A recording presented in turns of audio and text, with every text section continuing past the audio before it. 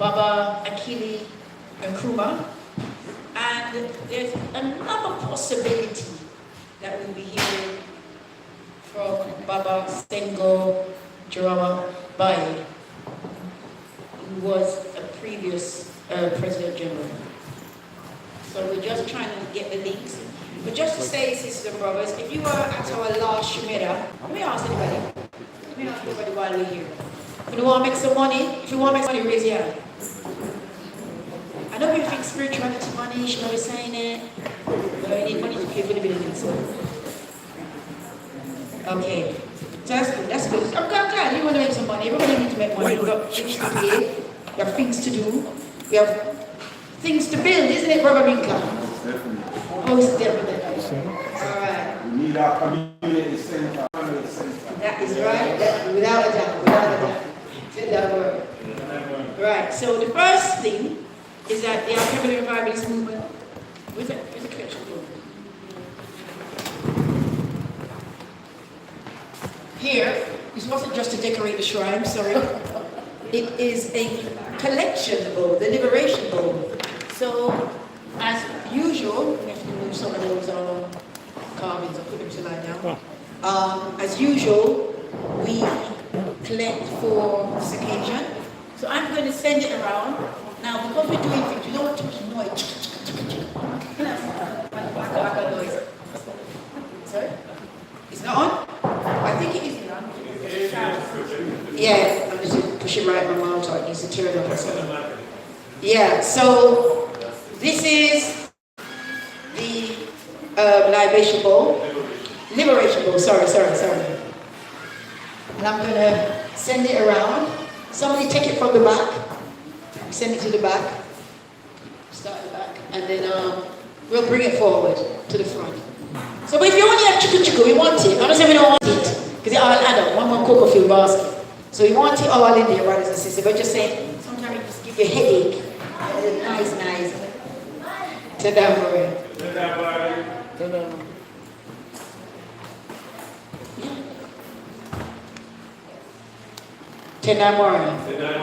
Okay, so sisters and brothers, our next event is this Tuesday. Is it this Tuesday? No, actually, it's Kuchichikulia, it's our African Speaks of Alkebu-Lan, and the title of the African Speaks of Alkebu-Lan on Galaxy Radio. What's it? Galaxy Radio, afiwi.net, from 7 till 10, where we'll be dealing with the Garvey issue. I'm just going to get a title for the next. Jamaica Independence and the Caribbean Federation. As you all know, that there is now a move for Jamaica to free itself from Britain and whatever. I know before we hit that freedom already, we just celebrating Independence Day. But we still got to free ourselves again from the British monarchy.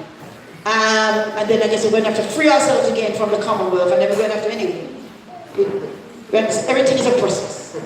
So we're going to be dealing with that, and our international guest is Baba Miguel Lone, who is a lawyer and an activist. Sorry? Oh, it's not. Okay. Well, maybe we didn't. Oh, we have another guest. Okay. All right. But that's, I haven't got the name for that yet. But, so brothers and sisters, please tune in. For the whole month, we are going to be dealing with different aspects of Papa Garvey's legacy. And so I guess I'll get asked one of the politics department to, at some stage, just run it down for us. Tonight morning. On the 17th of Mosiah, that is a special day for us, brothers and sisters, because that is the Earth Day of Papa Garvey, and we will be doing a special libation.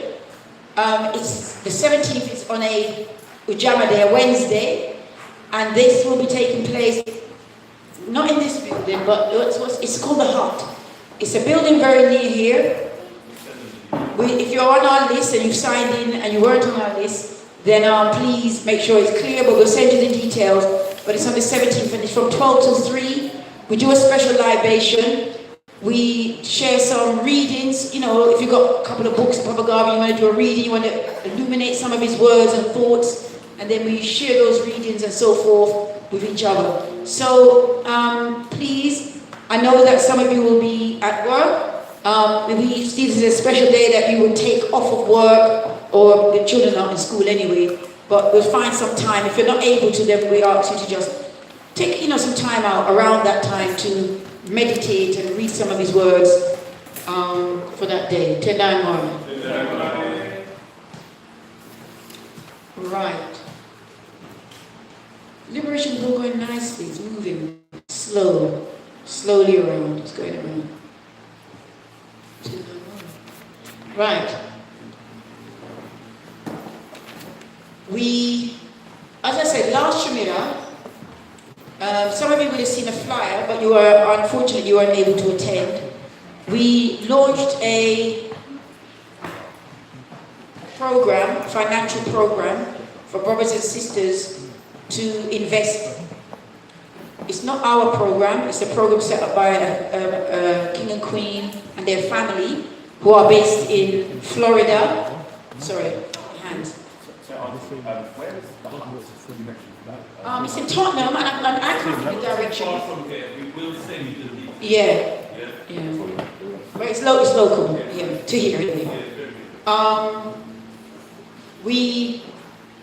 here. So those of you that weren't able to attend that, but still would like to know more information, it said from spiritual health to financial wealth. That was the subject. If you'd like to know a little bit more about that program, its program is up and running. It's very successful.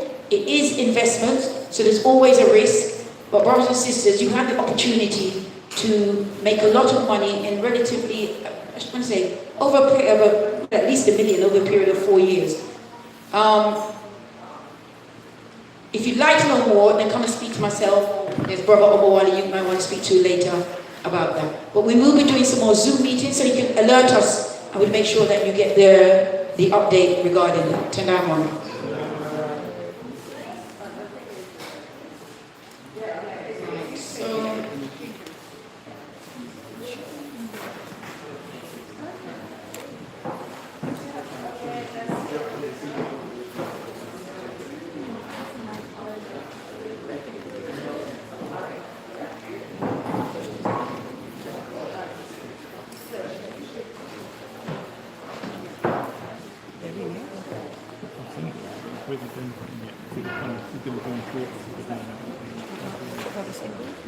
Did you ask him?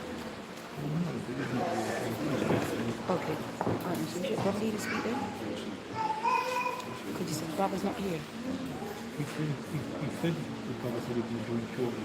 But I don't think he's going to anyway. Sorry? I think I'm not trying to. I know. Well,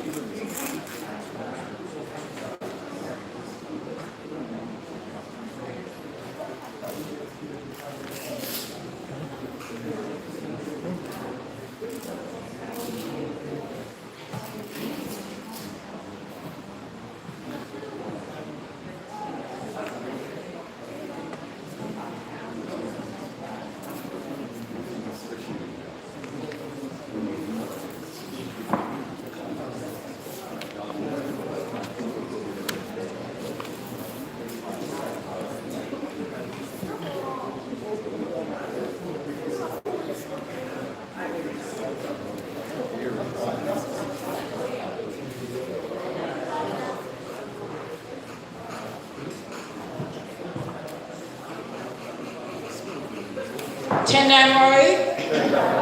So, brothers and sisters, we do have Baba Senghor Jarawa Baye. As we know that he's been to this country at least twice. He is a former President General of the UNIA, and he's an international organizer as well. I know he's traveled amongst the Caribbean and a lot of places to the motherland to really generate and promote the Garvey legacy. He's a powerful energy, brothers and sisters, staunch Garveyan, and his focus is primarily the youth. He loves the youth energy, and you know, you sometimes you think him as a youth, you know, the energy that he emits. So, I mean, we can't see his face at the moment, but I think, brothers and sisters, we can just rise and just give Baba Senghor Jarawa Baye a big hand. Yeah!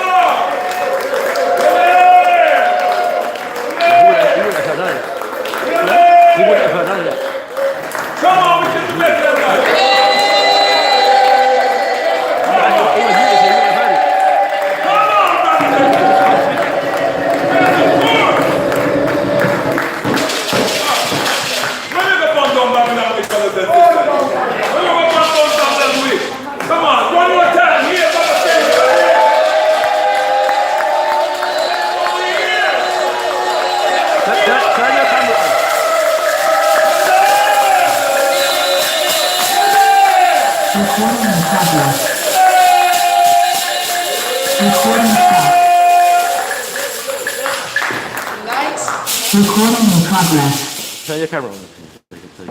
Turn your camera on. Electricity. Only the water separates. Electricity. Only the water separates. That was what I was saying. Yeah.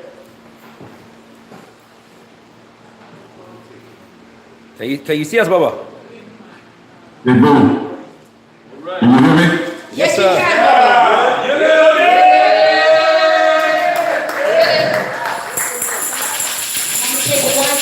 I'm sure the PG will be with us shortly, man. I'm waiting on him too, like y'all. But he's coming. Tendai Mawari, how are you all? We're good, my brother. All the better for hearing from you, Baba. Oh, y'all ready to hear from me? Yeah. Hey, my family, I miss you all. You know, I've been there twice. It feels like I've been there forever. But I say Tendai Mawari to you all, and the Alkebu-Lan government's movement, and brother leader, always love for you. You're like a brother from another mother. You know, in the spiritual world. Brother Shaka Ra, Brother Olatunji, and all of the family there. It's such a pleasure to be with you all. We all have exonerated Garvey a long time ago, but now we're calling on every African that quotes Garvey or talks about Garvey. We want them to exonerate Garvey. And our President General has the vision of not only calling on the African race to exonerate Garvey, but we must emulate his works, words, and deeds in the 21st century so we can complete the work. What I would say to all of you all is, as I said to you when I was there, you know, we have the spiritual power once we know who we are. That's right. To be self-determined, self-reliant, and to do what we need to do for ourselves. Africa has been calling on us for many, many years. Many of us have answered the call, but not enough of us has came to the table. So what we're doing now, this Mosiah month, back August, also African Heritage Month, and it's no coincidence that those three things bounce together because the ancestors got us. They've been waiting and watching for a long time. It's our duty, our obligation, not to let Mosiah, the Right Excellent Honorable Marcus Mosiah Garvey, down. For he told us he would be a terror in the whirlwind, and it's very important for us to understand this power in the ancestral realm because there's more ancestors than it is us. Unfortunately, we are faced with some of the same conditions that we were faced with during the REN and the rise of Garvey and the UNIA ACL. So we in the Universal Negro Improvement Association African Communities League, RC 2020, are continuing to work and will be continuing to work forever as long as we're above dirt and even after that, because we will too be joining the works of our illustrious ancestors. So I encourage you all, continue to do the work of the Alkebu-Lan revivalist movement, which is the work of the Right Excellent Honorable Marcus Mosiah Garvey and so many ancestors that came before us. We over here in the wilderness of North America, I like to call it Babylon, the home of Babylon. We are continuing to do the work on August the 31st, and you will hear from our President General, but we move like a team. We've always moved like a team. As I served 8 years as the ninth successor to the Right Excellent Honorable Marcus Mosiah Garvey, I was engulfed with the ancestral spirit, and without my good brother Baba Akili-Nkrumah, who was in the UNIA long before me, studied under Thomas W. Harvey, we moved as a team then, we move as a team now. So it does not matter which one of us are in the hot seat, we both are carrying on this legacy along with so many others. Our High Commissioner General of the UK, none other than Brother Leader Bindaka, our ambassador to the UK, Chakra, and all of the works that have been going on for Garvey are connected globally, and now we're working to connect and build on the ground on the continent. I'm happy to tell you all that we just got a member from Gambia. We're doing great work in Gambia, going to be doing a tribute to Garvey on his Earth Day in Gambia, in the library in Gambia. Thanks to our brother Chief Fode, who is the West African ambassador of West Africa, and he's based in Sierra Leone. He's an expatriate, very powerful brother, who has also passed the courses of African philosophy. So many of us are all over doing the work. So despite the fact that we are still being licked, kicked, and abused, and now our President General is coming in right now, it is critical for us to be aware that we're winning. We're not losing. It looks like we're losing because we're losing so many of our youth, unfortunately, in the street, some by the police and some by their own hands. Brother PG, it's good to see you.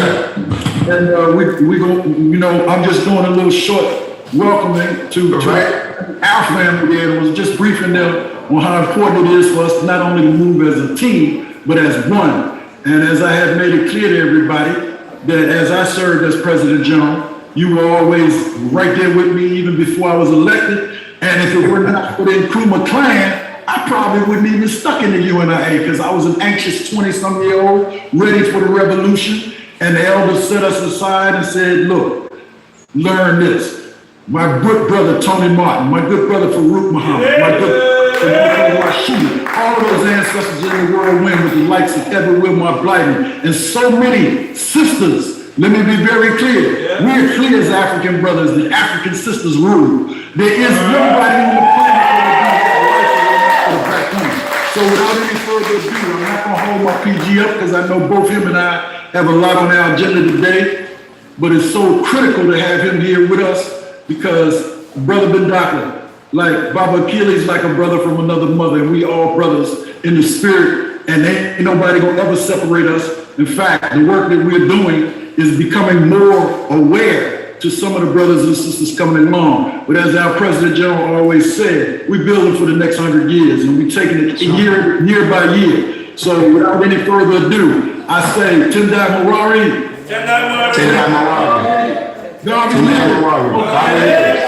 Nobody can take away our great traditional greatness that goes back to the ancient techniques, the pyramids. And we are going to rise and we're going to take control. So without any further ado, I leave you in the words of Tendai Mawari. To God be the glory. Tendai Mawari.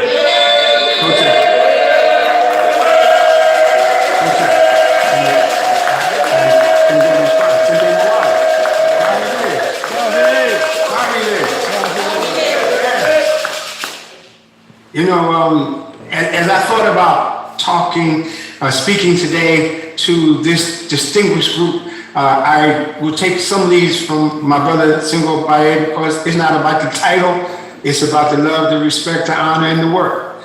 You do the work, it's what it's about. Over 100 years ago, the Honorable Marcus Mosiah Garvey came forth with a concept. His concept was that African men and women needed to have a nation for themselves. They needed to have a nation that could speak to the world on their behalf. That's right. No ifs, and buts, or maybes. Every other group had a nation. Yeah. We were splintered. We were exploited. We were shipped around the world. Our country was ravaged. Our continent was ravaged. My apology. Our continent was ravaged. They set us against each other by setting us on their platform and their plane. You became an English African. You became a French African. You became a Swedish African. You became those things that worked against you being African. And I know that there's some that say, but Baba Kili, you're still the Universal Negro Improvement Association. And as my teacher taught me, until we have scientific par excellence to rename the race that we're in, rename the race. It may not be Africa. It may not be African. Rename the race if Negro is a challenge. But nonetheless, that is the racial description of all of us, no matter where you are, no matter what you stand for, no matter where you are at this point in time, you are of that Negroid race. And so let's not have that as an issue. I know some folks don't like it. I mean, categorically, Senghor said when he came, he was fired up. I had the opportunity to ask Thomas W. Harvey, why can't we change the name to the Universal African Improvement League Association in the African communities? And when we had the African Communities League, why couldn't we be the Universal African? He said, hold on, son. He said, wait a minute. And the lesson he gave me was a lesson about race. He said, there are three races. Caucasianoid, you ain't that. Mongoloid, you ain't that. Negroid, I think that's what you are. So he made that race. But let's move forward. I want to move forward because the idea of having our own nation today is just as powerful, just as important. Look at what happened not that long ago. I think it was St. Petersburg. The Urugu, as Senghor likes to call them, the Urugu went again and attacked African men and women that are working for their liberation. We are all suspect to that. We are all subjectable to being assaulted by the establishment that wants to control our destiny. And as we get stronger, we know we're going to generate even more of an attack. And we're prepared because we know what we're doing is on the right side of Garveyism. And it's not Garvey, it's the man, it's Garvey, the action, the deeds. Garvey didn't go every place, but every place that caught fire with Garvey's concept loved Garvey. He didn't get everywhere. And at a point after his forced incarceration here in the United States and England and other governments worked to keep him from traveling anywhere. But that concept of nationhood was like fire as it spread across the land. And therefore you now today have 55, what I call nation states. You may call them nations. Because I say a nation state because they should be a state in the African nation, and therefore we will have 55 states with 55 governors. But we will build a government based on the African concept of democracy. Not this European thing, because we know they ain't trying to have no democracy. We ain't lacking and misunderstanding where we are and what we're doing. We recognize that we have to move forward.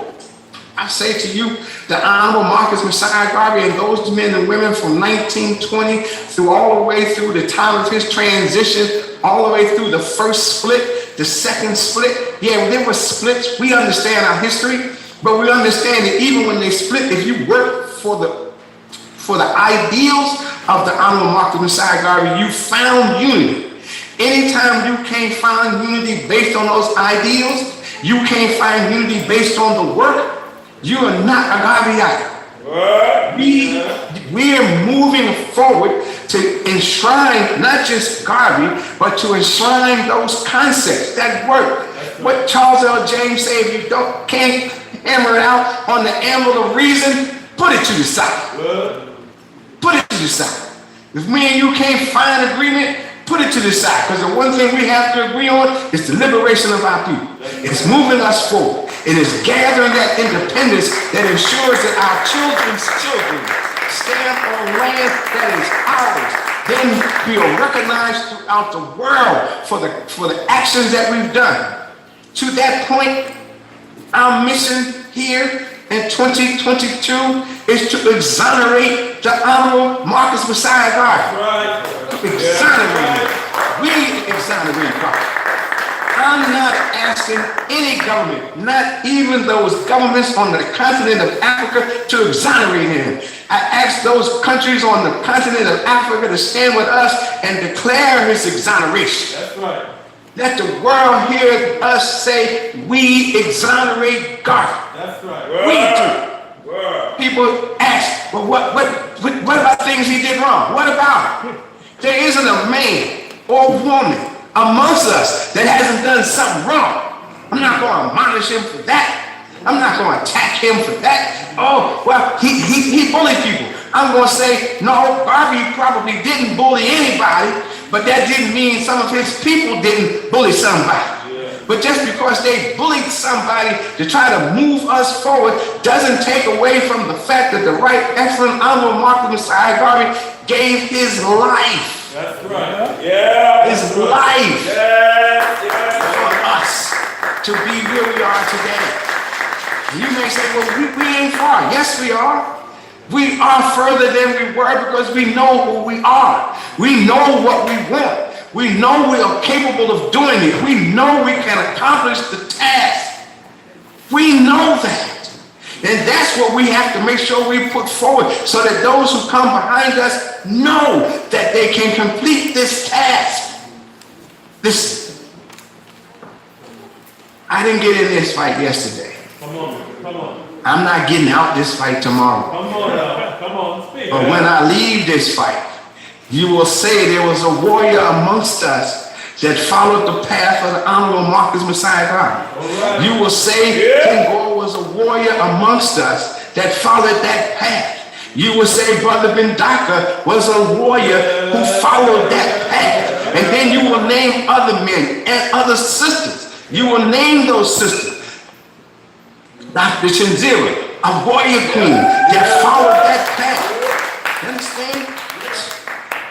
Marcus Mosiah Garvey's wife, Amy Jacques Garvey, a queen who followed that path for liberation. See, so it's not just us. Amy Ashwood Garvey, a queen who followed that path.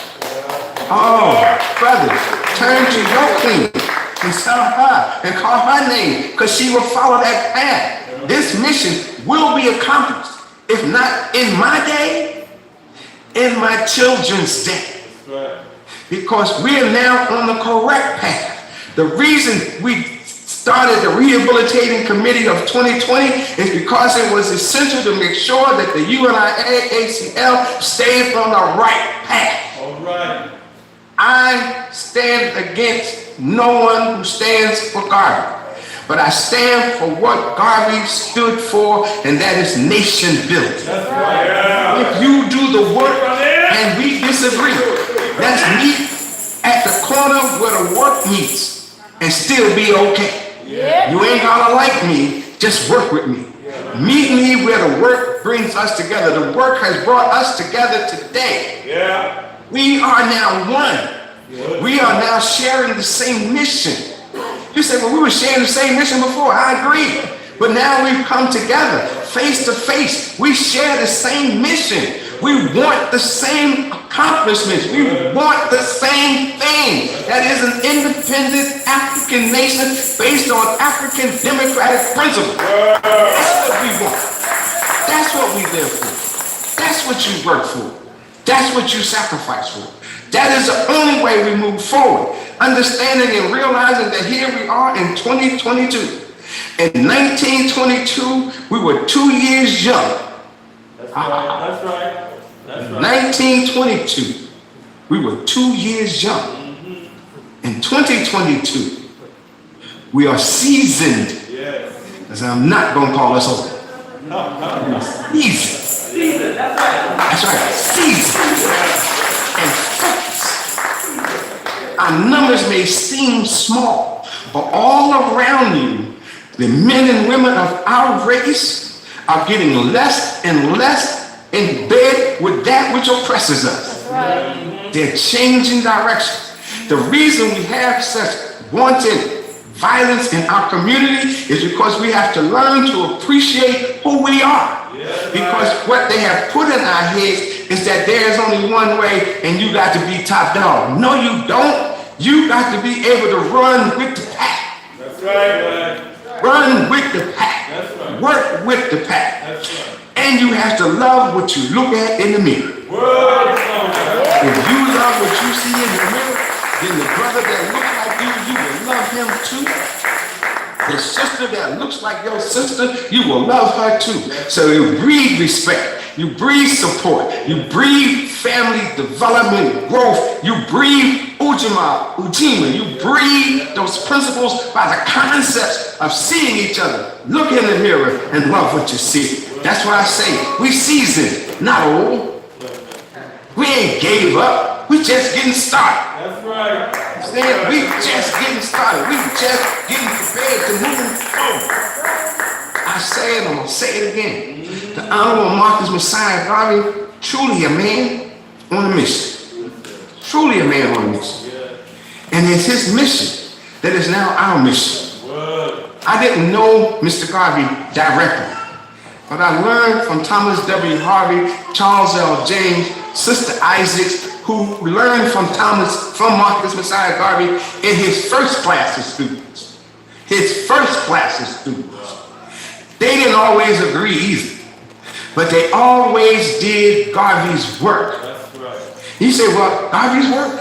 Working for the race. Right. This Mosiah month, this is holding Garvey on high. This Mosiah month, August 17th, birthday of Mosiah. Understand, this is the reality for us. Yeah. This is time check.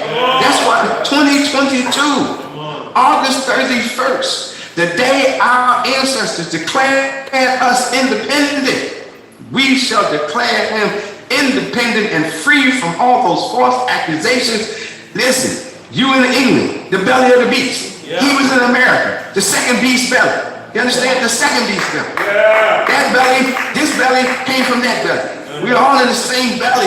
It's just two different places. He's in the belly of the beast. He raised the consciousness of African people to scared white people all over the world. Yeah. There have been other men that made contributions. Kwame Nkrumah, just one. They made contributions. Queen Mother Moore made a contribution. Henrietta Vin Davis made a contribution. Sekou Touré made a contribution. Jomo Kenyatta, made a contribution. Sorry about that.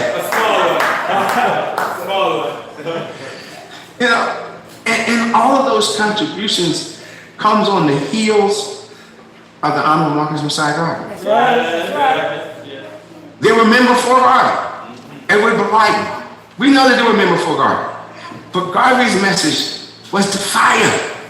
It lit fire.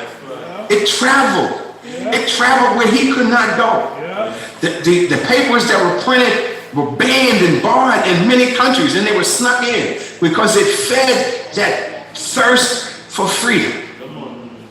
And that's where we are today, feeding that thirst, moving us forward, raising us above the fray. I'll say and I'll say it again. We exonerate God. We exonerate the Messiah. I'm never going to ask the president of a country, even if he looked like me, because I know if he looked like me and he's president, he's not president for me, he's president for the country that he's president of. I'm just saying, I know Obama made a contribution, but he was not a black president. He was black and he was a president. Understood? So he too, I would not have expected to exonerate Garvey because he was afraid of what the white folks would say and or do. I don't look for that. I look for us, men of African descent, women of African descent, children of African descent, to say we exonerate Garvey. And if I can say that again, I expect women of African descent because African women lead. One of the first slogans out of RC 2020 was African Women Lead. We put forward programs and brought many sisters to give us guidance and information and direction. African Women Lead. I may be President Joe, but I listen to my sisters because I know they have guidance, they have power, they have insight. Because sometimes I'm going to be like a man and I'm going to get a little crazy, I get a little angry. But I do that because I have a tendency not to respond and respect the emotions that drive me. We are driven, and yet we have to focus. So all of those things have to be controlled. And sometimes we don't do that. And that's our truth. Sometimes we don't. But I will never go against my people for someone else. That's right. We examine the Honorable Marcus Mosiah Tunde Moran.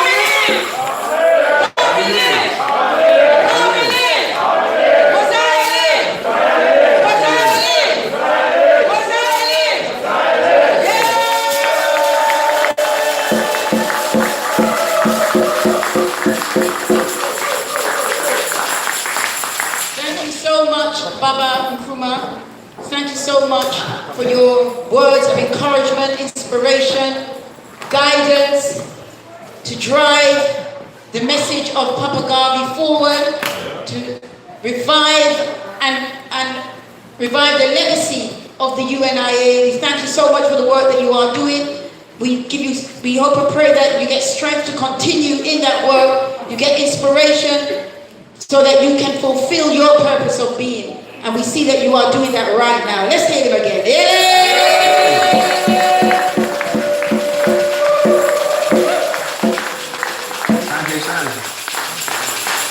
You are truly a blessing. Thank you. All right, sisters and brothers, I'm now going to call forward the spiritual leader of the Alkebu-Lan revivalist movement, who will be delivering this opening ceremony's Mosiah message, which is, we exonerate Garvey. And as always, brothers and sisters, we know that Brother Leader is a Mosiah man. Yeah. He eats and sleeps Papa Garvey. That's right. He eats and sleeps the mission. And that's why in about, was it 1997, the concept of Mosiah Month was born. Yeah. And the purpose of Mosiah Month is to give us a full breadth of the works of Papa Garvey. That's right. So we are celebrating Papa Garvey, the one who inspired this work. But we also look at and break down the other branches, organizations, individuals who really brought this work forward, who really gave life and meaning to the man and his mission. And so now, brothers and sisters, he has come of age.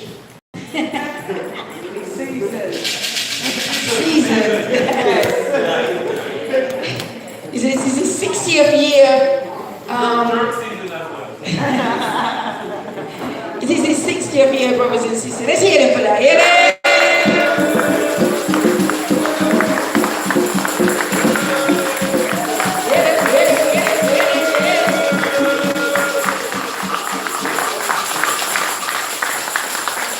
60 years on physical plane. Most, if not all of his adult life, he has given in service to our people. Different stages. 1987 was born the Alkebu-Lan revivalist movement. But I'm not going to go into all that, brothers and sisters, but just to say this man that doesn't talk, but he walks what he says. Anything he's asking of you, he's done already or is prepared to do. And I say that, brothers and sisters, when we had our first community Shemitah, that was in 1987, at a community building, Brother Leader appointed himself to clean the toilets. Just to make brothers and sisters know that there is no job that is too below you when it comes to our people's liberation. So anything that's required of you, be prepared to do it. Don't think you're above it. We're going to have to be free, and we're going to have to dirty ourselves. We're going to do some things that we don't want to do, but we want to be free. We're going to be prepared to do it. This man stands by his word. I'm going to bring forward the spiritual leader, the Alkebu-Lan revivalist movement, brother leader, by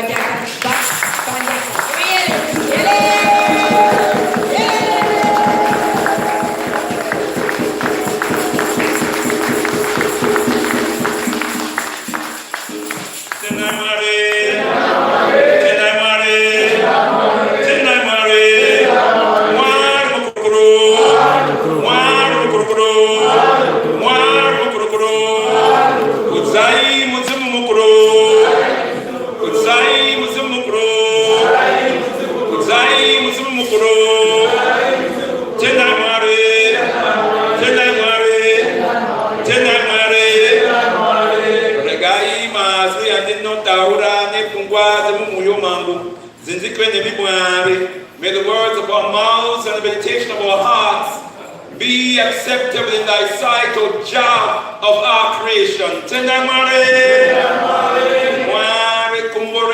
Africa, guys, Muslims, Kalayo, Swahili, Metero, Yedo, Ismuriayo, Itumuriako, Uyamaya, Komborere, Uyamaya, Musbende, Ismuriayo, Itumuriako, Tenamare,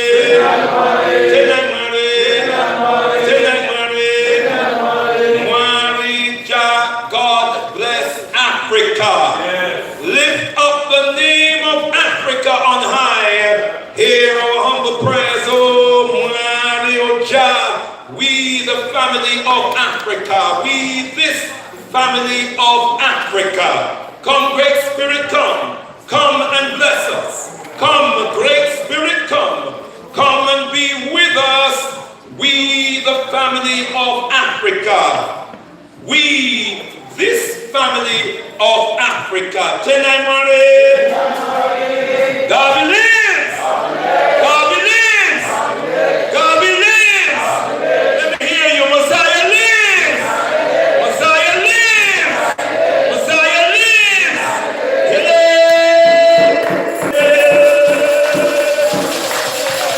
Royal elders, queens and kings, princesses and princes of great Mama Africa, I bring greetings as always in the most precious, powerful and bountiful name of our motherland, Alkebu-Lan, Mama Africa, in the sacred spirits of our most gracious ancestors, and in a prayer for oneness, hope and prosperity for all African people upon the face of Mother Earth. Rumbitso Kunamwariye Africa, to the God of Africa be the glory. Rumbitso Kunamwariye Africa, to the God of Africa be the glory. Bless you, brothers and sisters, giving thanks and praises unto Mwari Nyakusika through Mutumukuro, our great ancestors, for life, for the meaning and the purpose of life, for health and strength and daily food, for the rising of Amen-Ra upon this blessed day of Umoja, the day when we observe the first principle of the Umbuzo Saba. Umoja, unity, to strive for and maintain unity in the family, community, nation, and race. What did the most eminent prophet and king, His Excellency Marcus Mosiah Garvey, urge us to do? Repeatedly, unite, organize now or perish. Unite, organize now or perish. That's right. Emphasizing that unity is an indispensable prerequisite for organization, which is an indispensable prerequisite for our liberation. Are you all with me, brothers and sisters?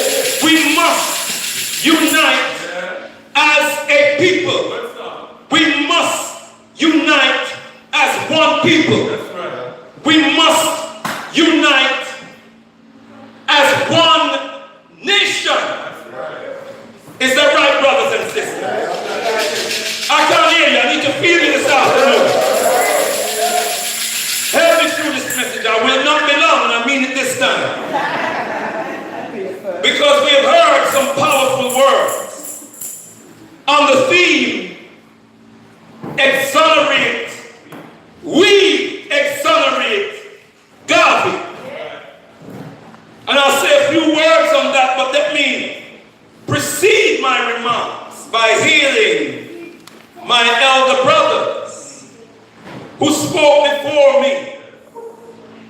Baba Sengobaye, former President General of the UNIACL, and Baba Alkebu-Lan, the President General of the UNIACL RC 2020. Can we hear those giants who are walking among us in the shoes of the most eminent prophet and king, His Excellency Marcus Mosiah Garvey? They are sitting in his office, brothers and sisters, carrying forward his legacy. And it is important that we recognize them for who they are and for what they are doing for us. It is important that we identify the context in which they are able to serve us as they do. Baba Sengobaye, who was taught directly by Baba C.L. James, who was taught directly by Papa Garvey himself in the School of African Philosophy, which he established in Toronto, Canada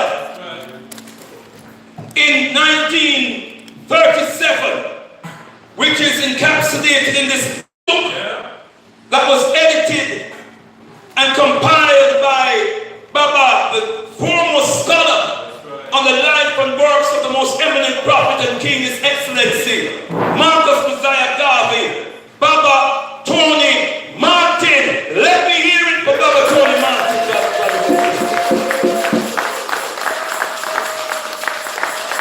And we have Baba Akili, who was our President General, who was taught by Baba Thomas Harvey, who himself was taught directly by Papa Garvey in the same School of African Philosophy. Those were the men, the brothers we heard from this afternoon. Now, before I proceed to just address in few words the We Exonerate Garvey campaign, I want to dedicate my remarks, first of all, to the departed soul of a notable African who walked among us and whom not enough of us know about, and who left our earthly company a few days ago to join the ancestors. Ever heard of Roy Hackett?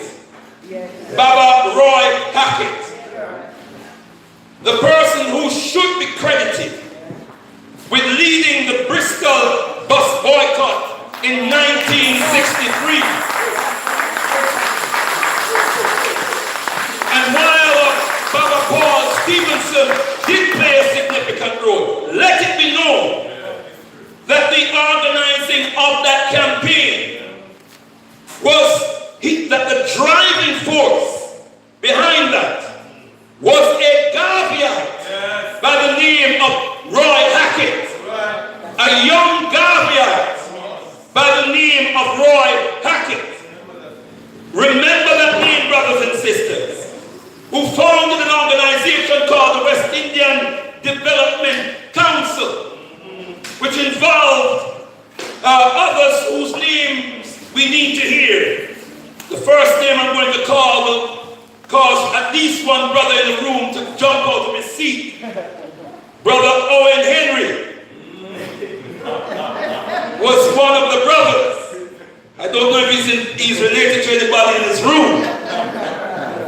But there's a brother in the room, let me just put you out here, misery, brothers and sisters. There's a brother in the room who bears that exact name. Can you just raise your hand, please, brother Owen Henry? But it wasn't him, though, brothers and sisters. Brother Audley Evans, Prince Brown, and Brother Guy Bailey, who remains with us as far as I know. Guy Bailey is alive.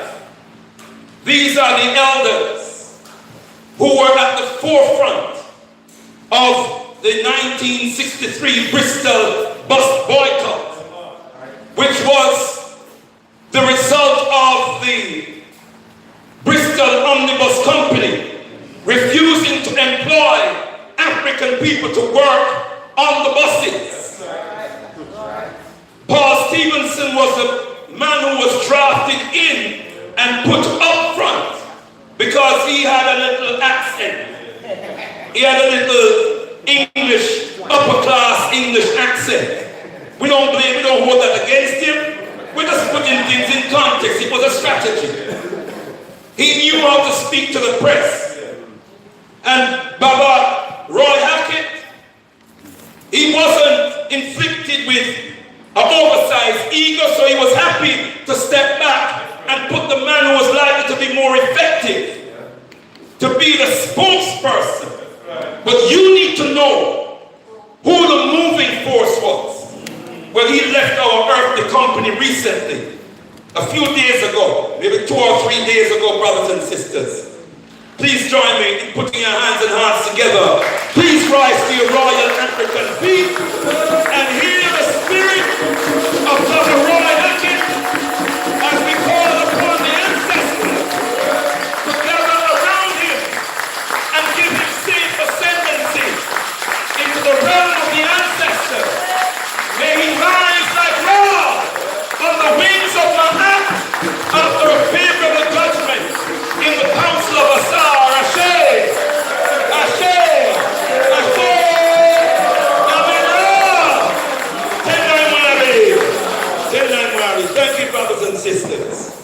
Thank you. I also want to heal our young people. The youth, the younger people who are in the gathering this afternoon. Young people and the children, the youth energy, because as Amilcar Cabral says, the children are the flowers of the revolution and the principal reason for our fight. Without our children and our young people, we have no future. Without a future, we have no reason to fight. We have no reason to fight. It's for them that we fight for liberation, brothers and sisters. Hear all the young people in the house. Hear them. Hear them. Beloved young people, beloved brothers and sisters, we hear our young people, understand our young people are under pressure in this world. And I quickly say, if I may, young brother Omari touched my soul so deeply this afternoon when he came to greet me. Just raise your hand, brother Omari. Yeah.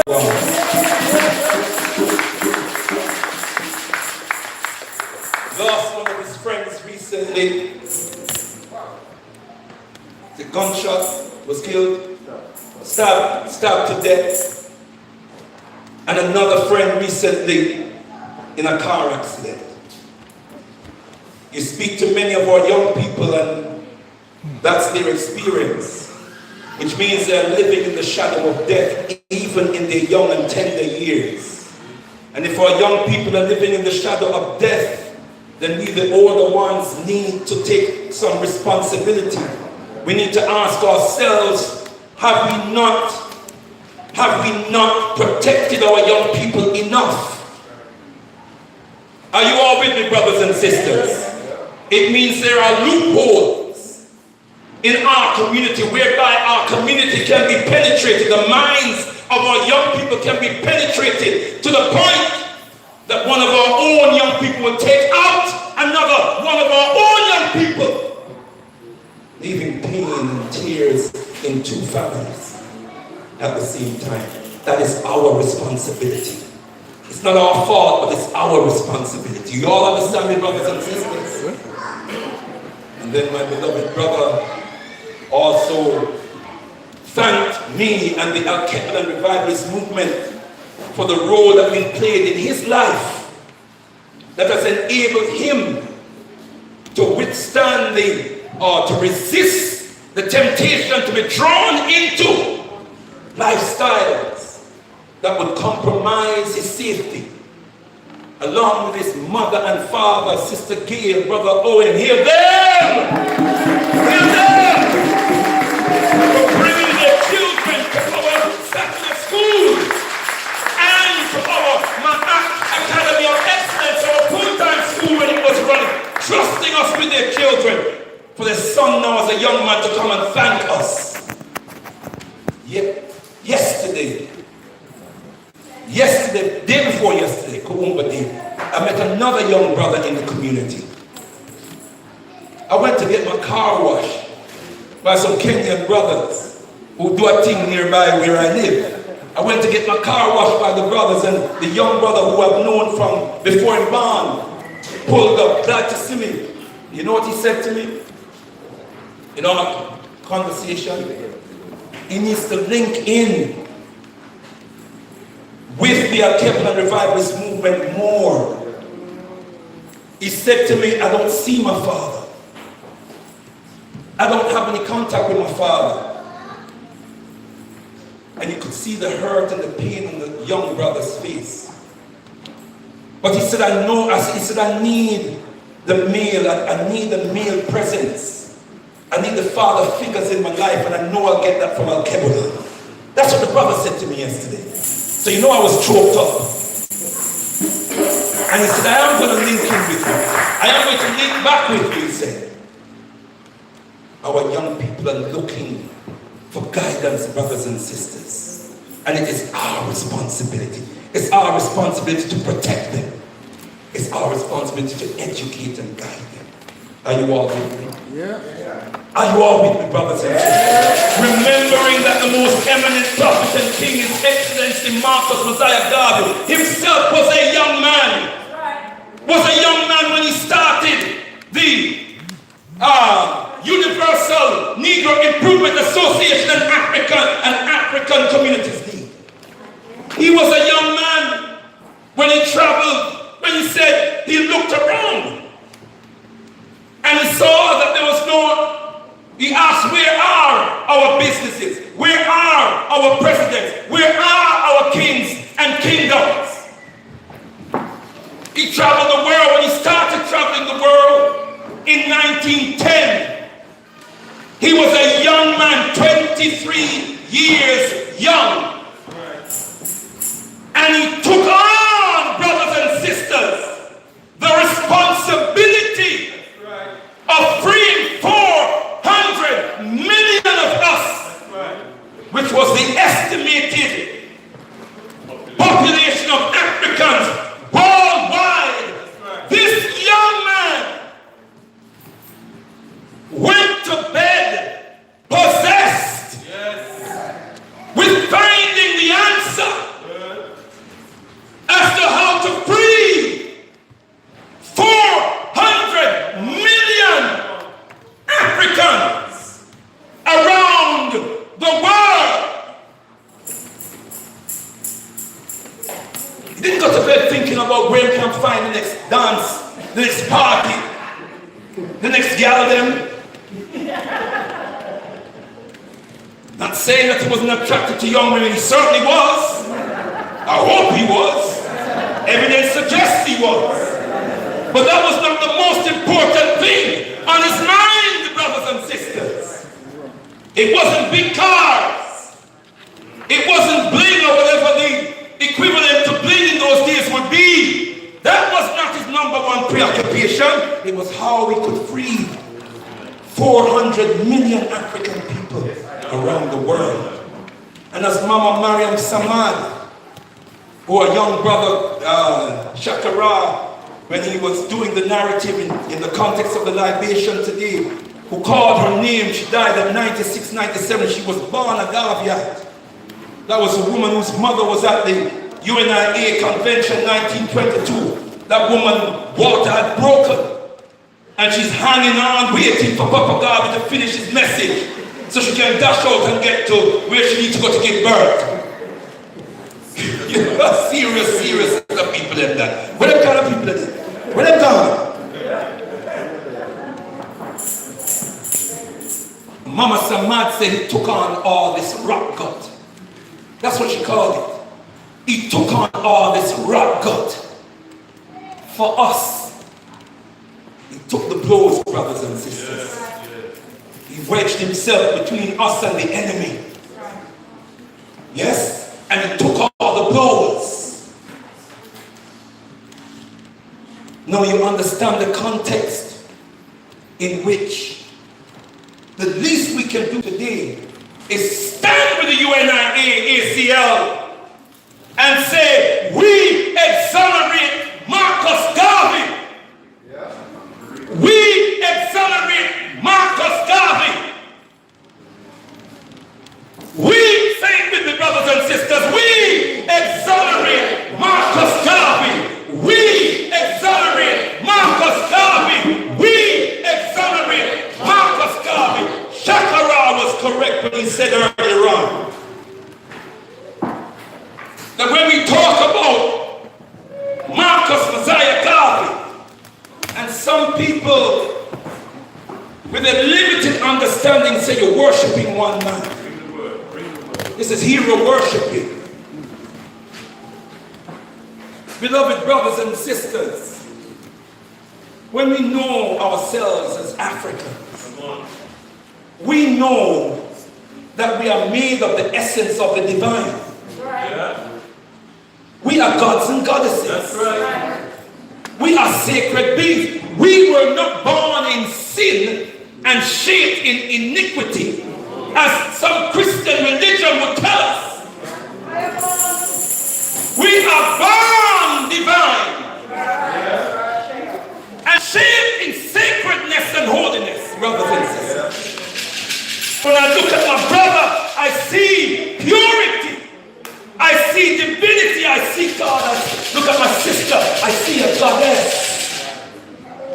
Why shouldn't we worship each other? Why shouldn't we worship each other? Nemastu, an ancient word, Kemetic word, that means I bow to the divinity in you. So we can bow to each other. We can worship each other. Because we're worshiping the divine essence in each other. I look at my young brother, I see purity. I see a young brother searching for knowledge, searching for truth. It is my responsibility to help him to preserve that which is pure, that he's trying to bring out in himself. It is my responsibility. It's all our responsibility. All of them agree here. It's our responsibility. So we are sharing because we want to look young. Because the man came to me and said, I really rate you. I don't know how you do it. You do what? You see, I have to take off all that money. Take off what? All the gray beard that they hear. And I said, well, that's natural, my brother. What may I take off? I said, I want my grandchildren to know what growing old look like. I'm not going to take that away from them. I want them to see the gray hair, so they know what the process look like. I'm not going to put shoe polish on it.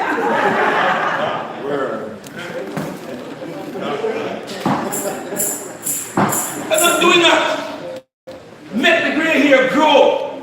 Nice and gray, so them can come and sit on the lap and pick out two. No, sir.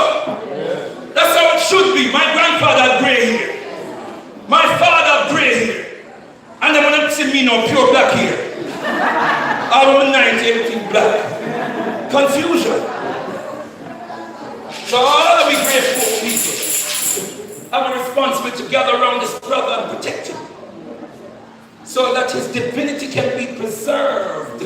Because we know that there are corrupt forces in society that is looking to corrupt that divinity, looking to possess him and turn him into a beast.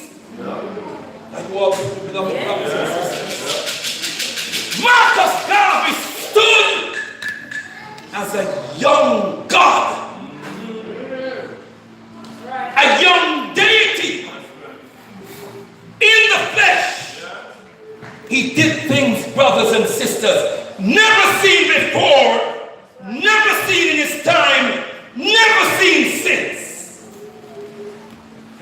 with me, beloved? And as Baba Akili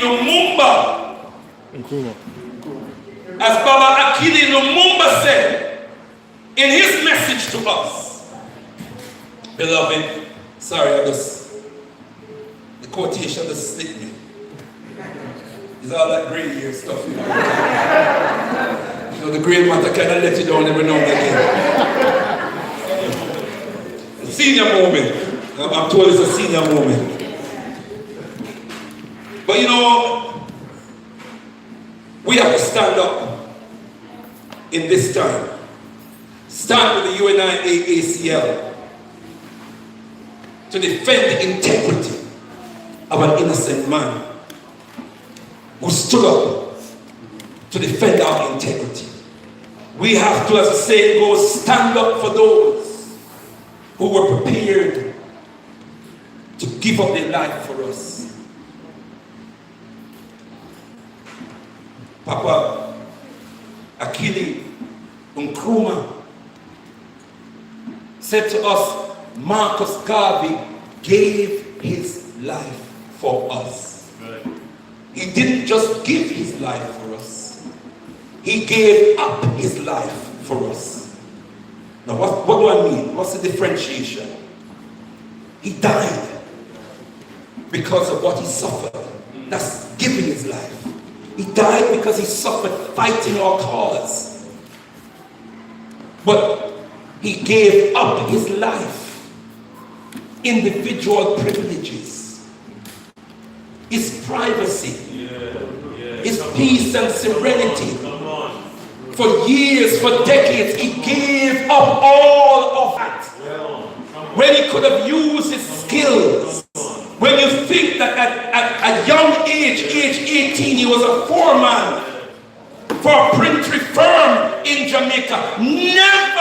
Never seen before.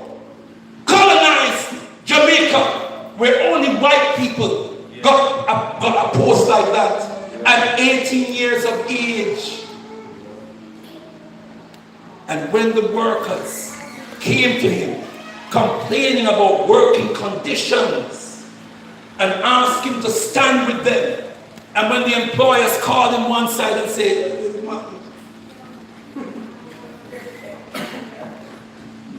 no point, I said, where we at? I will not betray the destiny of my people. He stood with the workers. He lost his job, but he stood with the workers. He could have soared through that company, earned big money, set up his own business when he was in a position to get rich and get fat. In fact, he told us that he had to make a decision as to whether to be materially successful and become one of the black whites of Jamaica, or come out openly and help to improve the integrity of the black millions and suffer. He said, I decided to do the latter. He decided to suffer. That's what I mean when I say he gave up his life. Gave up his life. He sacrificed everything. At one point he said, I gave them all I've got. And now we know, brothers and sisters, when we study the legacy, we learn that the charges against him were false. They were trumped up charges, beloved brothers and sisters. Why? Because when the UNIACL launched the Black Star Line Steamship Corporation in June in 1919, within 3 months they were able to raise enough funds to purchase a ship for $165,000. That is serious. Ask yourself what is $165,000 worth in the present time. The district attorney called him to his office and threatened him that if he continued with that project, he'd be in serious trouble. They did everything to disrupt that Black Star Line steamship corporation from taking off. When they purchased the ship, they did everything to stop the ships. Papa God said that these ships will run even if it has to run in a sea of blood. That's right. Said those words. Nothing's going to stop that ship from sailing. Right. Thousands of people dipped in their pockets. Ordinary people, impoverished people dipped in their pockets to make it happen. That's right. Because it meant a great deal to them, brothers and sisters. And then the whole world of enemies with powerful instruments of oppression at their disposal unleash those instruments, and some lucky among us joined with the enemy and turned against him.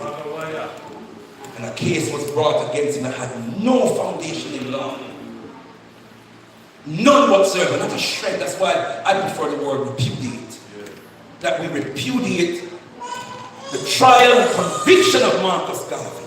Exonerate means to acquit, which is important. Don't get me wrong, it's an important process. It means to acquit.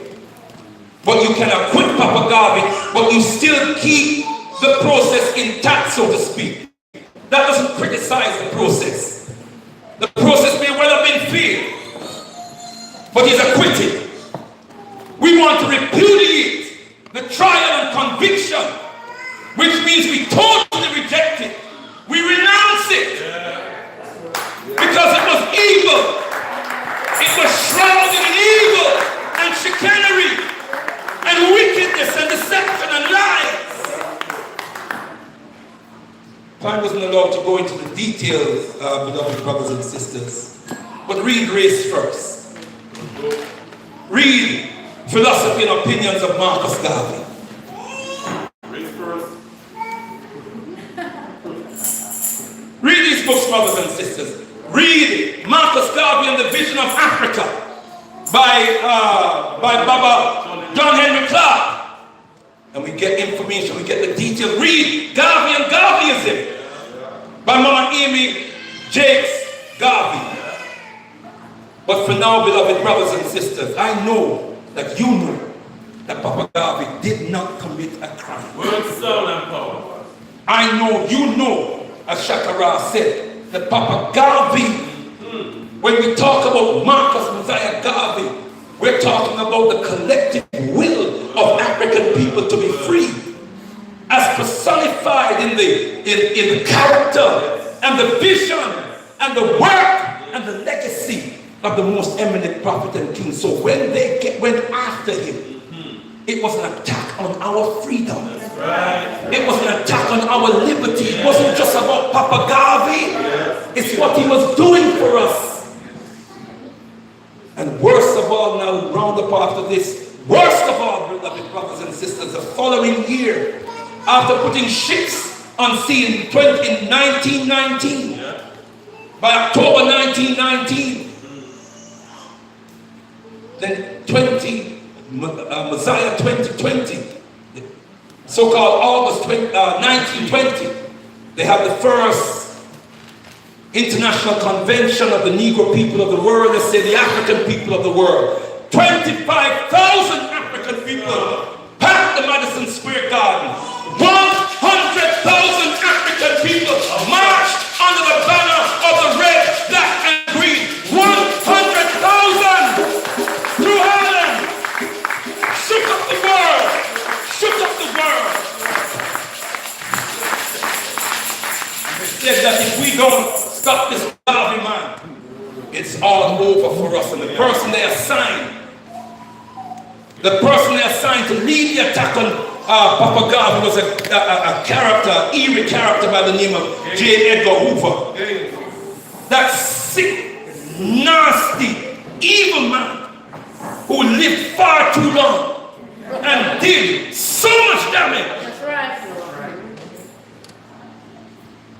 To Malcolm X and his legacy. To Martin Luther King and his legacy.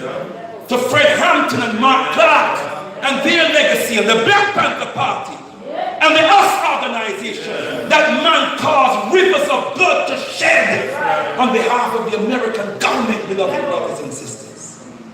There's so much I wanted to say to you this afternoon, but time doesn't allow. I want to talk about Walter Rodney and how he was taken away from us and how that links in with the Garvey legacy.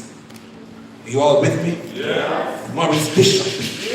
Beloved brothers and sisters, this is a global thing, and all of them were inspired directly or indirectly by the legacy of the most eminent prophet and king, His Excellency Marcus Mosiah Garvey.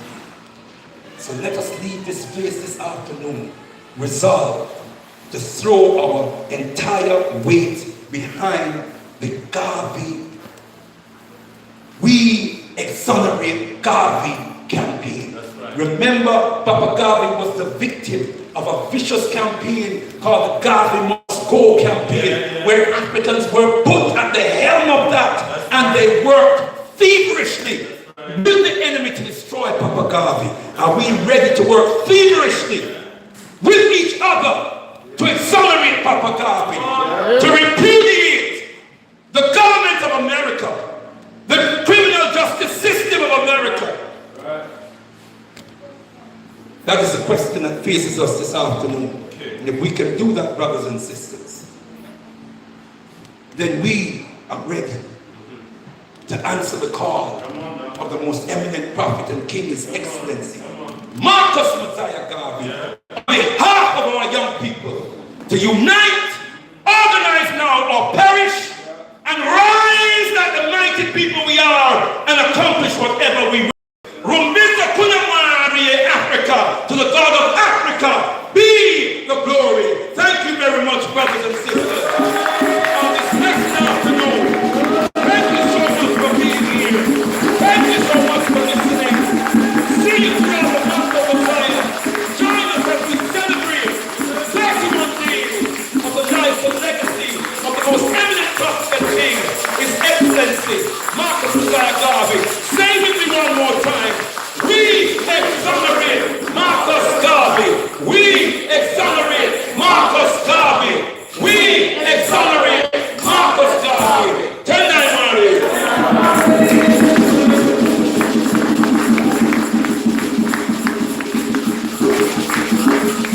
Tendai Mari, kings and queens, coming here, brother leader Mandaker again. Brothers and sisters, come on.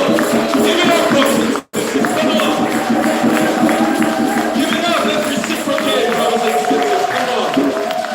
Brother leaders some love, holy for energy, holy for spirit, holy for wisdom and knowledge. Can we hear them again? Come on, brothers and sisters.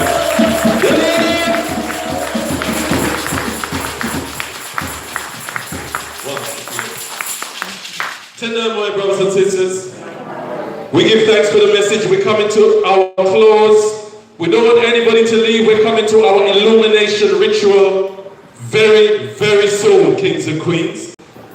But before we do that, a little announcement. You remember when Sister Kai was telling us about this? Who remember this? Mika, you remember it? Yes, look like you're hiding. Oh. You can't hide now. This is not the time to hide, kings and queens. This is serious times. We just talk about the work of Papa Garvey. Do you know, brothers and sisters, within a couple of months, there is £165,000 for the first Black Star Line steam ship, the SS Frederick Douglass. £165,000. Dollars. I'm going to compare that with today. Oh God, my sister knows where I'm going. 82 pounds and change, brothers and sisters. We thank you, brothers and sisters. I think you need to hear yourself for the blessed 82 pounds that you contribute. We're very, very grateful. You can give yourself, the level of applause is telling me you can't wait for the next part. Am I right? Am I right? Okay. So the next part is, brothers and sisters, you know I said 165,000, didn't I? October 1919, in a few months. How about us try for 165 pounds? Is that fair? Yeah. Everybody got quiet, hold on. This is not the time to be quiet. That's our target. 165 pounds. We may not reach our target, but let's strive to our target. At least we should be able to make 100 pounds. 84 pounds. Did I say 84? Yeah, about 84 pounds. Right? So let's at least make 100 pounds, brothers and sisters, and then let's try and move to the 160 pounds. We look a little bit concerned. We can do it, brothers and sisters. Papa God, we say, can we do it? Yes. We shall do it. That's what Papa Garvey said. We are Garveyites, right? Yes. But brothers and sisters, how much does it cost for us to witness the President General of the U.S.? No, you never hear that. You hear that? That's the target, my dear brother. We're halfway there though. Yes. Okay, let's fulfill the vision of Brother Leader Bandaka this evening. Okay. Brothers and sisters, we're going to get somebody really cute, two really cute people to pass the liberation ball around.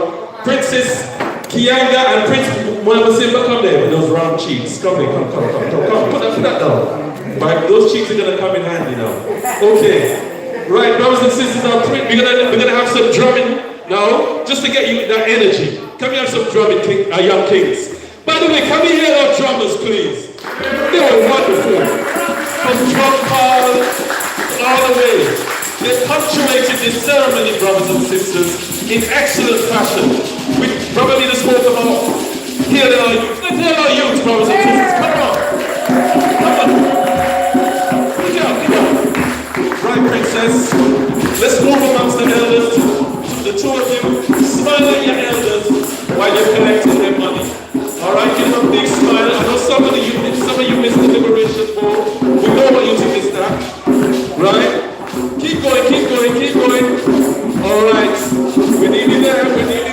Keep going. Let's go that way. See if anybody else. Walk around. More drum. That's it, brothers and sisters. We're going to reach our target. Okay. Brothers and sisters, we're moving towards the illumination ritual. We don't want anybody to leave. We're just getting things organized for the illumination ritual. And if anybody has got anything to put in the liberation bowl, please do so. Okay? And I will do the count. Brother B, big up Brother B, brothers and sisters. Big up Brother B. Many of you may not know Brother B. Brother B is always with us. Tune into Galaxy all the while.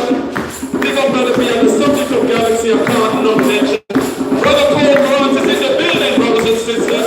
Stand up, Brother Paul. A lot of people don't know who Paul Grant is. This is the brother Paul Grant, and you always hear of Galaxy. Big him up, brothers and sisters. Yeah. Very, very special empress who want to rise as well. Sister Isis. Can we hear her, please? Wonderful sister in our community organization, and on the subject of community radio station. I want to big up my queen, Sister Blaze. Can you rise? Choking community radio station, doing some tremendous work in Northwest London. No. That's the one. Can we hear that, please? Yeah. All right. And I know there's another person in the room. Another half is here. Sister Kevin isn't there, but she is. Remind me of the name of your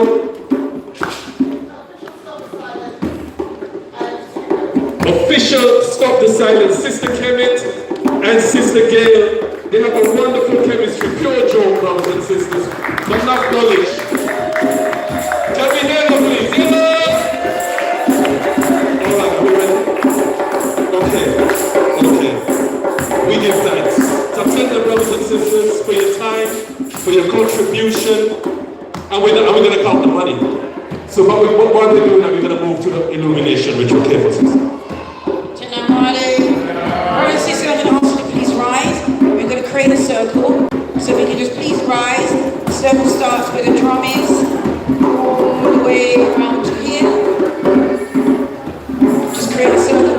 sisters. You can just go to the kitchen and call the sisters and we're doing the illumination ritual. Is everybody in? Is everybody in? Anyway, let's get everyone into the circle. There's some children outside I can hear. You can call the children down here, please.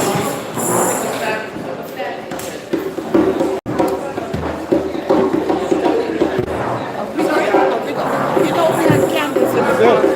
Oh, we ordered that. Can we do it quickly, brothers and sisters? Let's do a quick circle, not a big thing. Just a big circle, just on the outside of the chairs.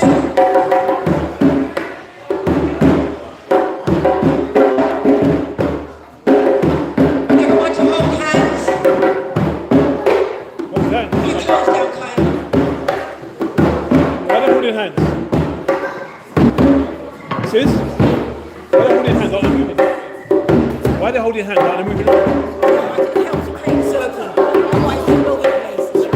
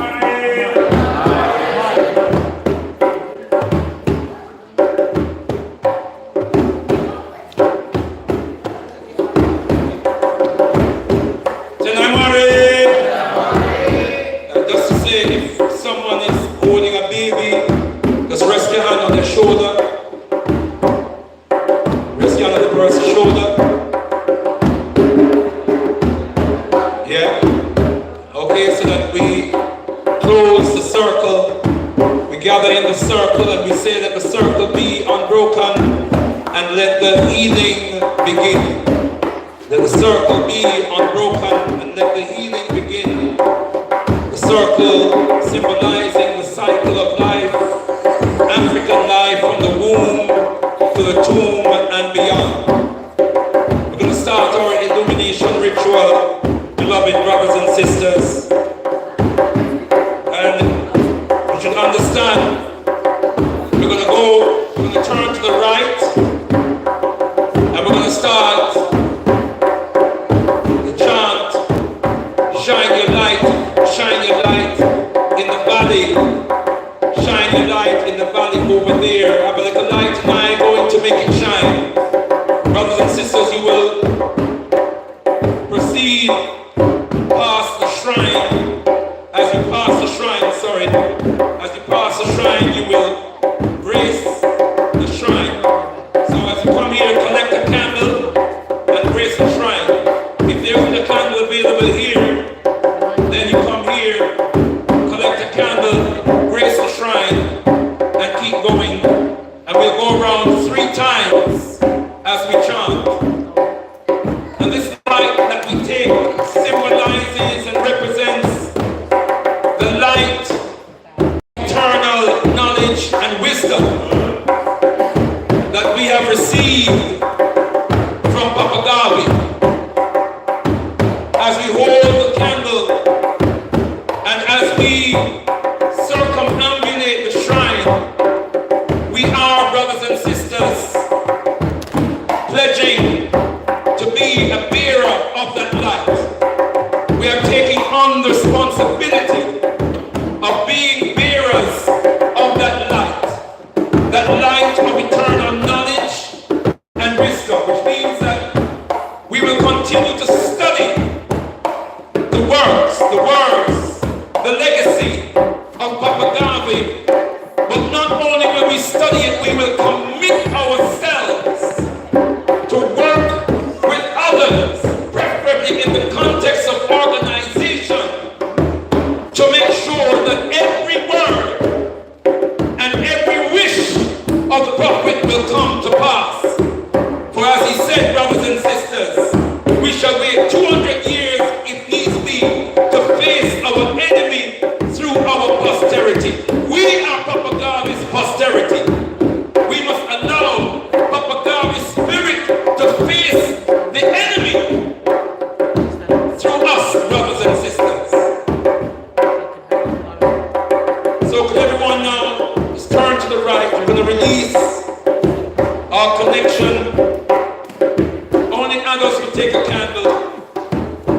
So the children will not take a candle. Anyone from 16 upwards can take a candle. So turn to the right now, brothers and sisters, and we're going to go around. We're going to circumambulate. Everyone turn to the right.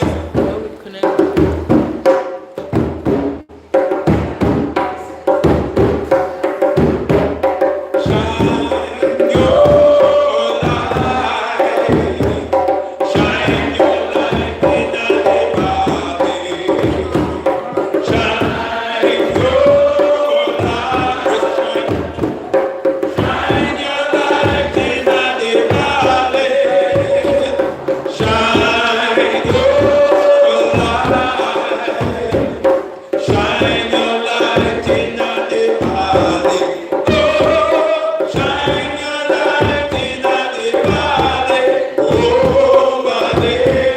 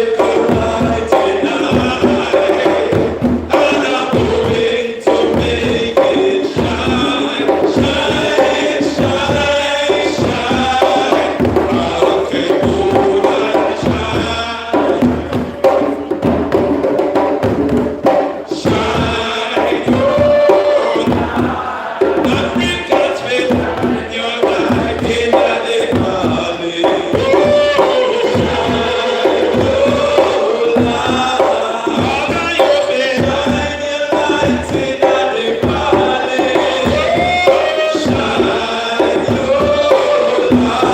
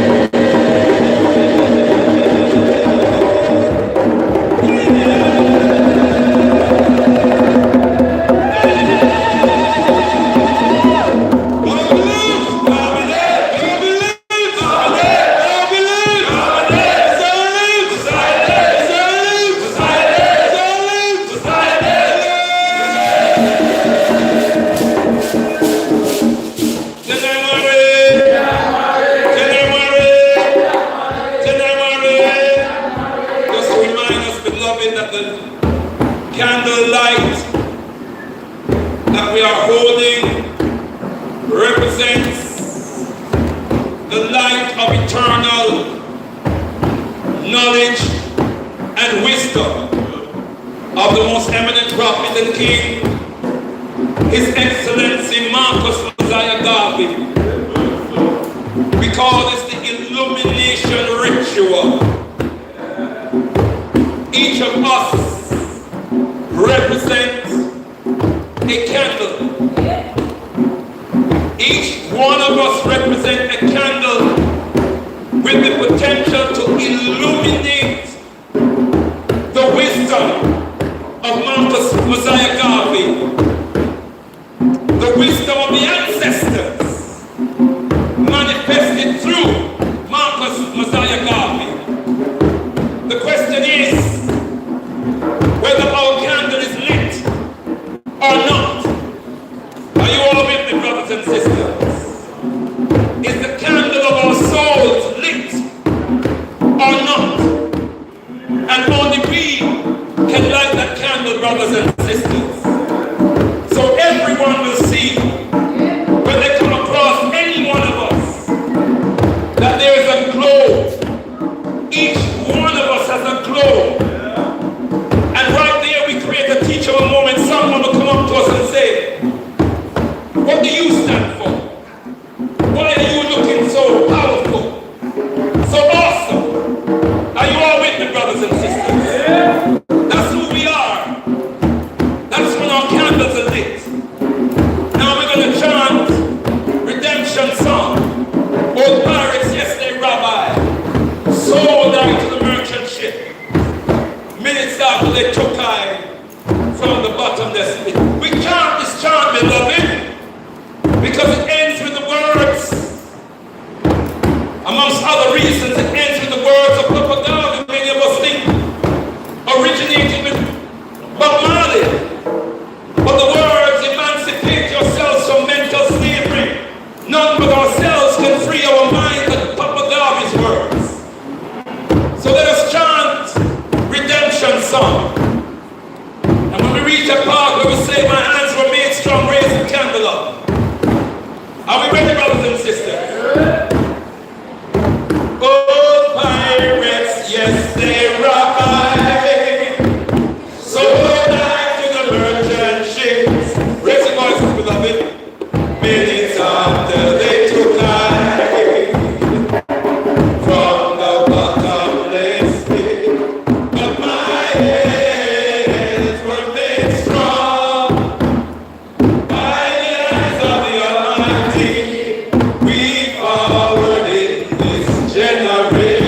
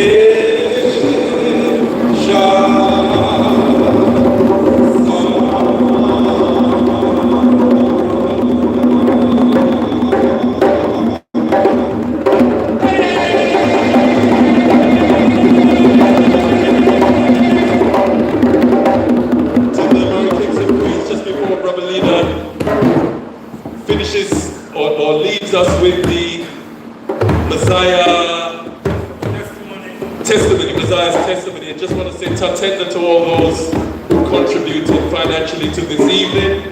£134.42. Tender, thank you very much.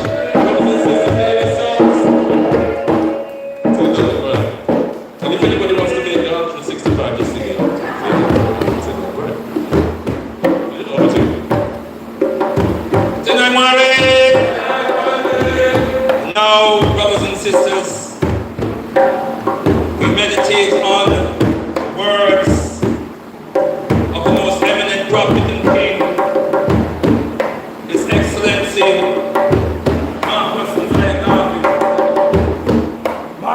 Mosiah's testimony. Mosiah's testimony. I forgot his words as he contemplated imprisonment, not knowing whether he would emerge from those vicious walls alive. These were his words to us. Listen, listen, listen. And as we listen, let the words we exonerate David resonate in our souls. Resonate in our souls in terms of how we are going to throw our weight behind this campaign. Papa God's words. But I intend with your help and with God's grace to continue. For my work has only just begun. And future generations shall have in their hands a guide by which they shall know the sins of the 20th century. I know and I know you too believe in time when we shall wait 200 years if need be to face our enemies through our posterity. When my enemies are satisfied in life, I shall come back now in death even to serve you as I served before. In life I shall be the same. In death I shall be the terror to the rulers of captivity. If death has power, then conquer me to be the real Marcus Garvey I would like to be. If I may come in an earthquake or a plague or a pestilence, or as God would have me, then be assured that I will never desert you and make your enemies triumph over you. Would I not go to hell a million times for you?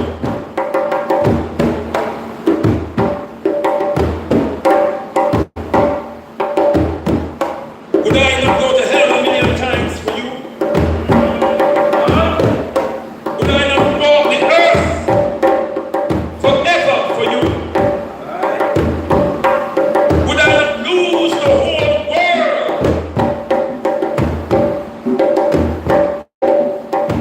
and eternity for you? Would I not cry forever before the footstool of the Lord omnipotent for you? Would I not die a million deaths for you? Then why be sad? Cheer up and be assured that if it takes a million years, the sins of our enemies shall be visited upon the millionth generation. The those who hinder and oppress us.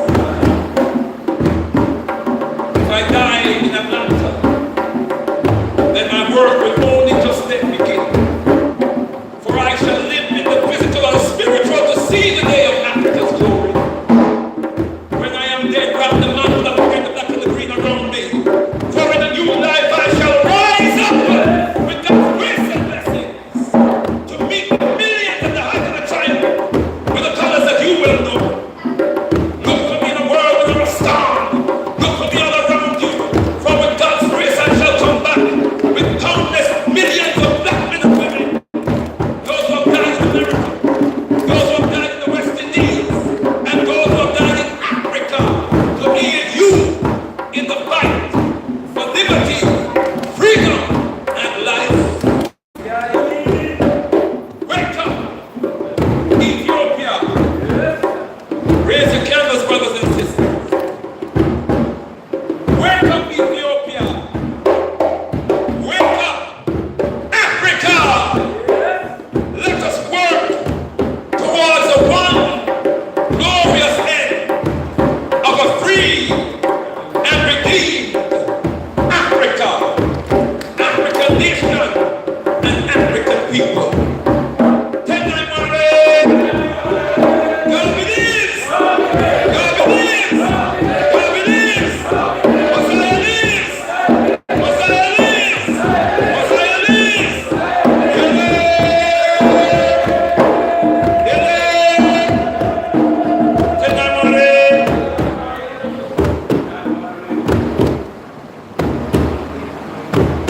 Okay, brothers and sisters, Sister Kai is going to lead us with the closing words. And just to remind you that this is the opening ceremony of our Mosiah 31 days of observance.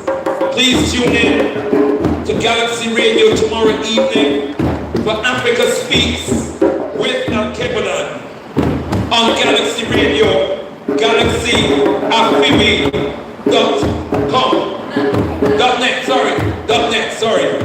.net.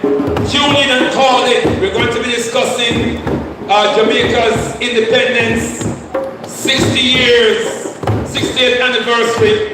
I promise you I'll have a few interesting things to say about that. I can assure you I'm not jumping up that the cock fall and celebrating the 60th anniversary.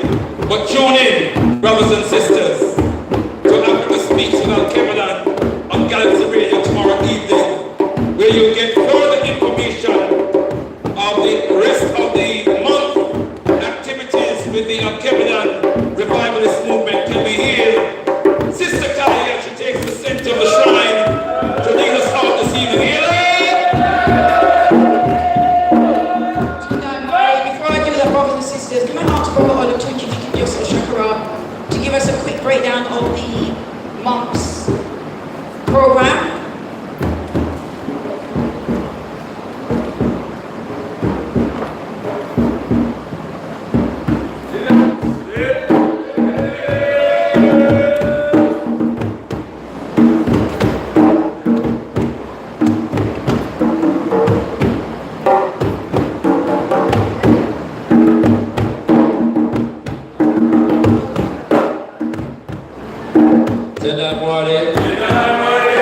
Okay, as was said, tomorrow we're going to be looking at not just the independence of Jamaica, but the context for that is the People's Political Party that Papa Garvey started in the 1920s in Jamaica, and the idea of African sovereignty in the Caribbean. Have we got a guest?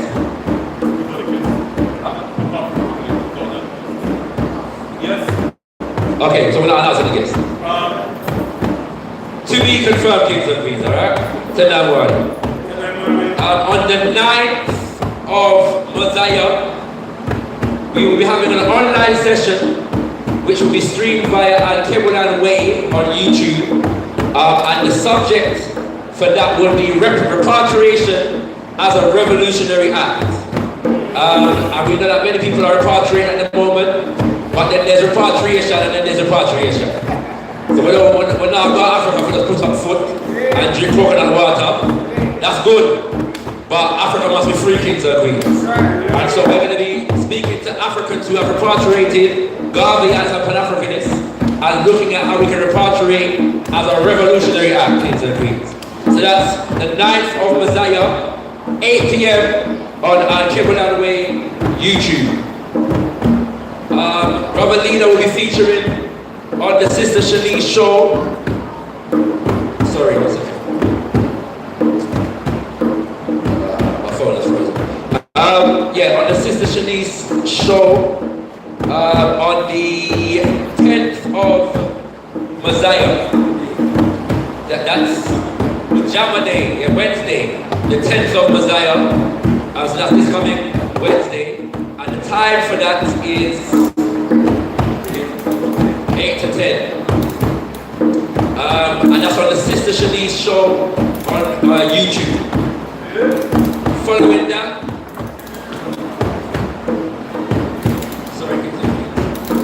The topic is consolidating Garveyism in the era of modern technology.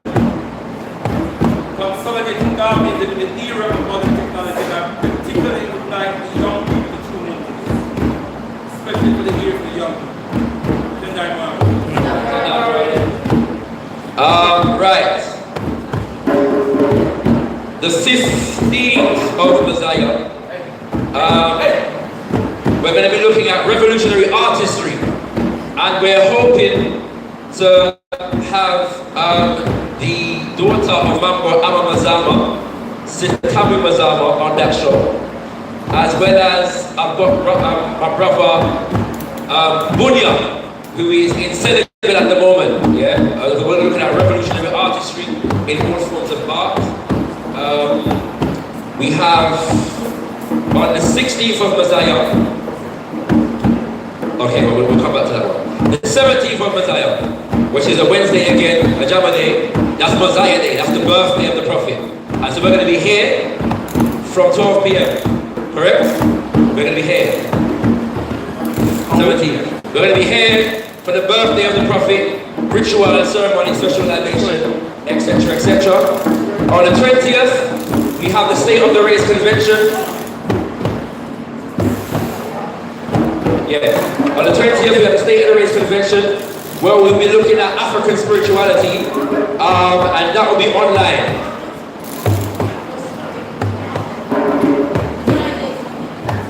Right, where's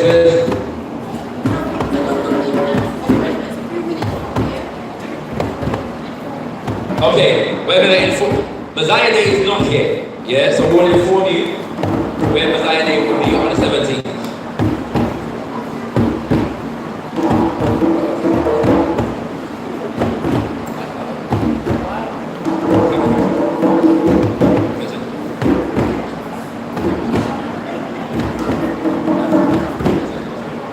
I'll tell that warning.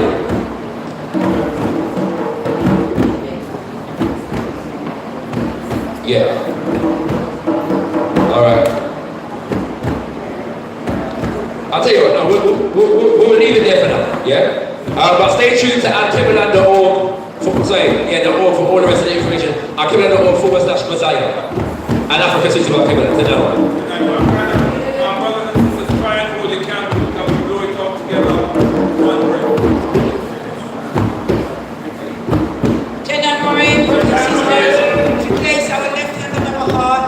Raise our right hand. Let us remind ourselves to take from here all that we've learned, all that we've gained in knowledge, information, and inspiration.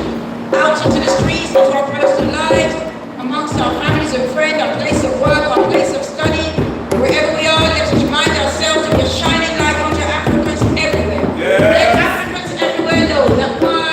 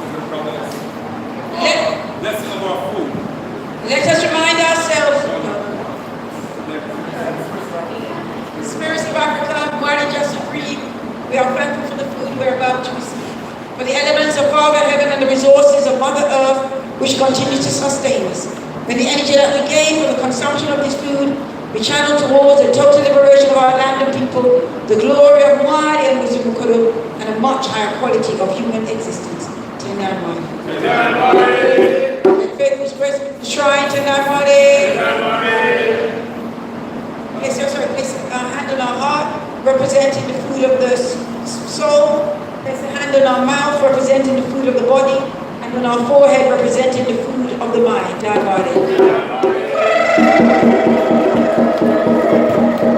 Coming in! Coming in! Coming in! Sign in! Sign in! Bring your candles to the front. We'll take them from you.